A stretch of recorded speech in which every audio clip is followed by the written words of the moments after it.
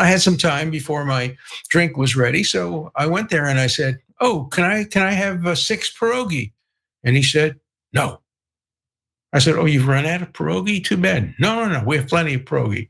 I just won't sell them to you." What do you mean you won't sell them to me? I won't sell them to you because I don't approve of your politics. Ladies and gentlemen, not all heroes wear capes. Some of them happen to be pierogi vendors at Martha's Vineyard. And one vendor in particular apparently finds Alan Dershowitz and his politics so loathsome that he refused to serve the lawyer who has defended the idea in an op-ed of legalizing statutory rape. I'm not kidding. You can look it up for yourselves. The guy who defended all sorts of horrible people, including Harvey Weinstein, O.J. Simpson, you get the point. And so Dershowitz is now threatening to sue. Dershowitz says that he went to the farmer's market at Martha's Vineyard. And while he was waiting for a freshly squeezed orange juice, he noticed that there was a pierogi stand. He loves pierogies. He wanted to get a snack. And that's when it took a turn. Take a look. When he was making it, I walked across the area and there was the pierogi place where you could get the kind of things my grandmother made, pierogies. They're Ukrainian, Russian delicacies. And I had gone there a few times before and I bought the pierogies. They were okay. They were not my grandmother's pierogies, but they were okay. And I had some time before my drink was ready. So I went there and I said, "Oh, can I have 6 pierogi?" And he said, "No." I said, "Oh, you've run out of pierogi? Too bad." No, we have plenty of pierogi. I just won't sell them to you. What do you mean you won't sell them to me? I won't sell them to you because I don't approve of your politics. I don't approve of who you've represented. I don't approve of who you support. I said, "What is it about my politics that you don't?" "I'm not going to tell you. I just don't like your politics." All right, I think that is totally fine.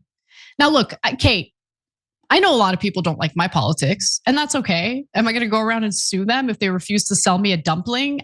Probably not. I think I have better things to do with my time. But I don't know, what are your thoughts? Do you think it's fair to refuse service if the individual attempting to buy something from a business has disgusting politics that the business doesn't like?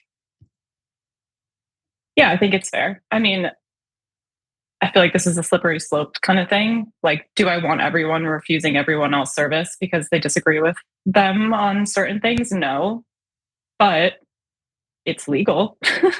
So I don't know I mean, there's no shot that he's going to win any sort of lawsuit that he brings against this guy.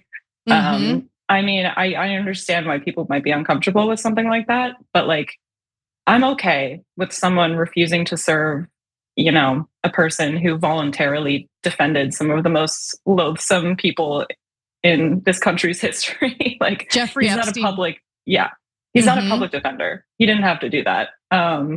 So, that's so true. If he has to go a day without a pierogi, I'm not going to shed any tears for him. Same, absolutely. Now, despite the vendor stating plainly, clearly, he disagreed with Dershowitz's politics, and that was the motivating factor in denying him service, Dershowitz thinks that there's something else at play. So let's hear him out. The clear implication was that he opposed me because I defended Donald Trump on the floor of the Senate. I was a Zionist. I noticed the week before I went there and I was wearing my other shirt. I wasn't wearing my farmer's market shirt. I was wearing Proud American Zionist shirt, Proud American Zionist, red, white, and blue. And I recall that he looked at it strangely, but I didn't talk to him. But it became evident to me that he opposed my being a Zionist, my support for Israel. He opposed. He thinks I'm a down the line Trump supporter. Obviously, I supported President Trump's constitutional rights. I said to him, there's a law in Massachusetts. You can't refuse to serve people on the basis of race. You couldn't say I don't serve black people. You couldn't say I don't serve gay people. You couldn't say I don't serve Jews or Catholics. And I don't think you can really say, and you shouldn't say, I don't serve people whose politics I disagree with. I don't serve Republicans or I don't serve Zionists. But the vendor actually does have the right to refuse service if he doesn't like Zionists, and a creepy looking dude wearing a massive pro-Zionist sweater or t-shirt approaches and wants to buy a pierogi. Believe it or not, that is totally okay in Massachusetts. Zionism isn't a race, and it's nothing more than an ideology. So people can not like an ideology and refuse service based on an individual supporting said ideology. And that's what happened here. I don't think it has anything to do with him voting for Trump.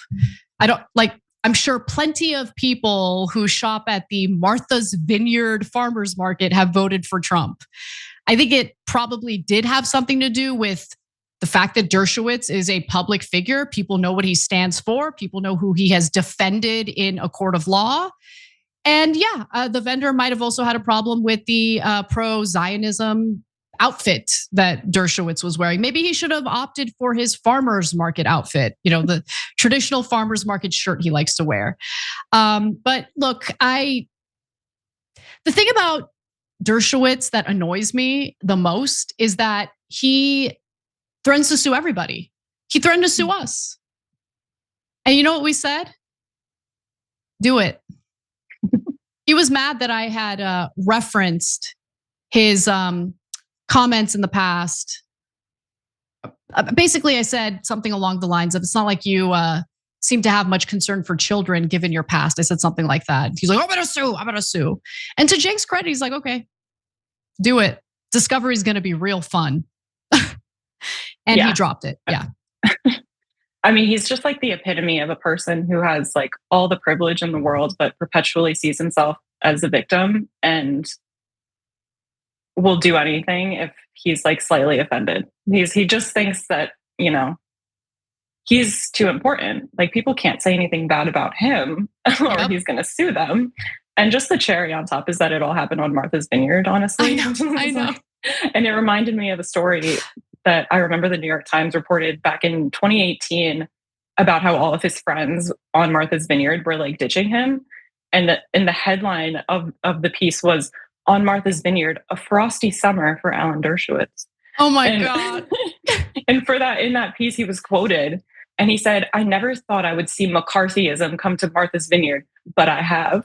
Right. And bro, you defended the worst people on the planet. Like, I think it's valid for people to not want to associate with you for that alone.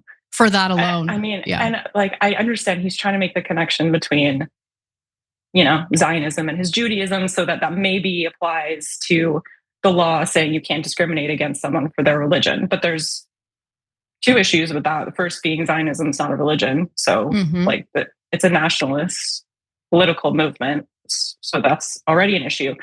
And he is completely guessing. The guy didn't actually say anything about Zionism. He's guessing that the guy the week before saw him in a shirt that he didn't like and then remembered that it was him. And then the following week didn't serve him. I know. Because that's of right. the shirt. Come on. Do you actually think a judge is going to say that that's a valid argument? There's no indication that that's why the guy didn't serve him. It's just, the privilege is mind-blowing. The privilege is mind-blowing. I'd be shocked if he actually filed a lawsuit. But if he does, there's no merit there at all. And he probably knows that. I mean, I don't know. Dershowitz is a creep. Who knows what he's up to or what he'll actually do. I don't think that he'd win that lawsuit. But the final thing I'll say is, when you're a public figure, you experience life just like anyone else does, and you experience conflict like anyone else does. Sometimes more conflict if you're a public figure, but nonetheless, like just daily annoyances or little baby conflicts that happen. Like there's a woman in my neighborhood who has a big dog and she's like kind of elderly and can't control it. So she literally screams at people at the top of her lungs to cross the street if they're coming near her. And I hate that woman, like deeply hate that woman. You're the one with the dog that you can't control. The onus is on.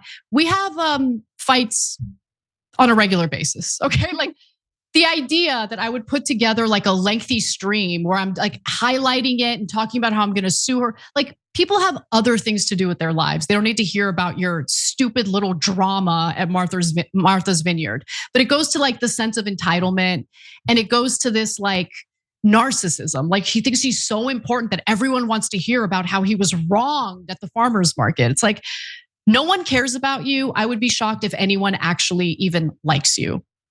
And he needs to realize that. The world would be a better place if he realized that. But something tells me he's too up his own ass to even notice what the world thinks about Alan Dershowitz. Every time you ring the bell below, an angel gets his wings. Totally not true, but it does keep you updated on our live shows.